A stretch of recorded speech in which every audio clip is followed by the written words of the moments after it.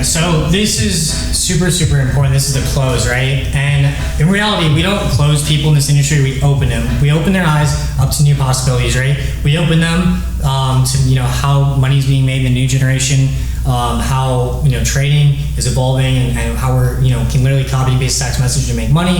It's like there's so many different ways, right? So the cool thing about the close is I learned this is, when I first got started, I was like, yo, you can make 100K a month, you can make 10K a month, but in reality, like people have never seen this type of money, 9% of the time they've never seen this opportunity.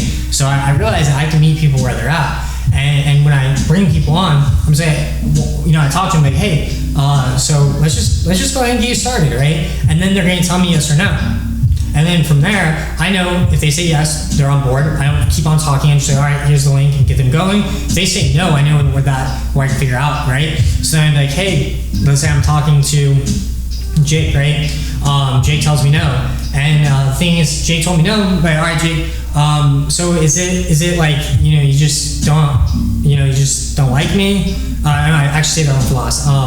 Is it, Jake, you just like, you don't understand it, needing more information, or you just don't like me, right? And then they'll tell you, well, I just don't understand it. Then you can go in and, talk more about like, well, what don't you understand? Like, things like that. Or, one thing that I just honestly just have full confidence, and confidence goes with a close, right? Just be as confident as possible and know that if you know where you're going, they will also know, right? So another thing too is once you get someone started, the best thing to do when you bring them on board is launch them, right? Don't forget to launch, right? You only launch once, and that's super, super important. So with the close, there's so many different ways. I'm just gonna keep this one brief and allow the leader to do the talking for you, and then you bring them the link. You send them the link, right? You say, all right, so this when you're in a leader position, so I do. So let's say Ryan, Ryan's in my business, right? So I'm like, hey,